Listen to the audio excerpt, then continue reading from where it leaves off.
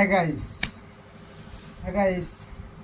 अभी आप सबको बताने वाले हैं जो कि हमारे ही गांव का है लड़का है जयराम दास। ठीक है दोस्तों, और वह एक न्यू सॉन्ग निकाला है, अभी हाल फिलहाल निकाला है। ठीक है दोस्तों, और उसको वीडियो आपको दिखा रहे हैं, उसका गाना का क्या बोल रहा है।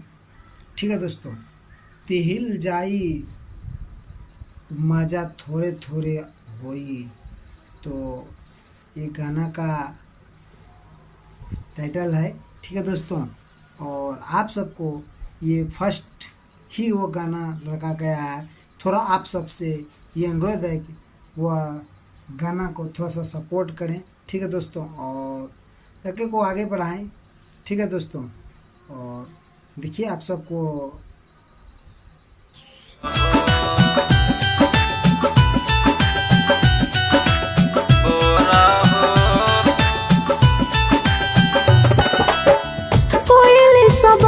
राजा माने लेना बतिया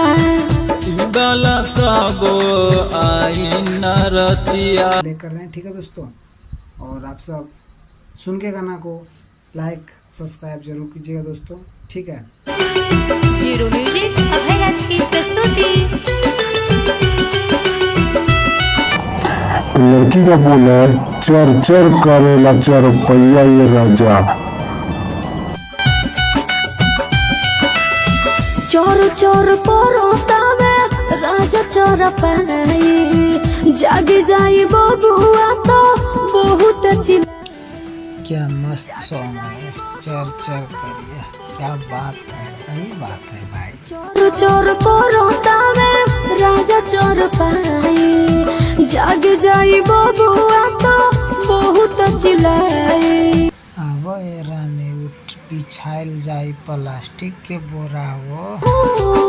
अब न बिछले बानी बोरा हो, लेवे दन मजा थोड़ा थोड़ा हो। अब न बिछले बानी बोरा हो, लेवे दन मजा थोड़ा थोड़ा हो।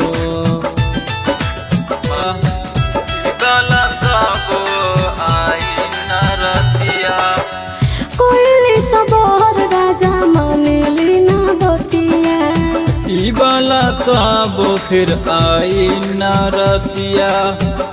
सोया काहे करावे लोनी हो रहो।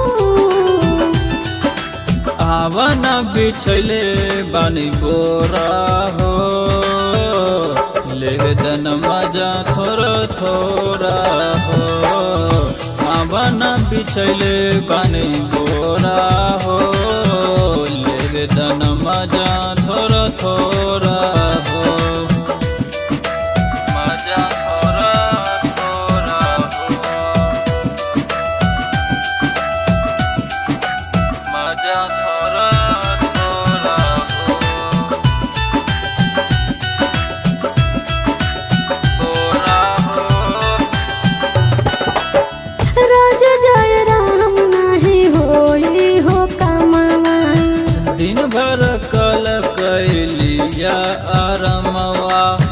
दिन भर कल कैलिया आरमवा। आहा राजा जय राम नहीं होई हो कमावा।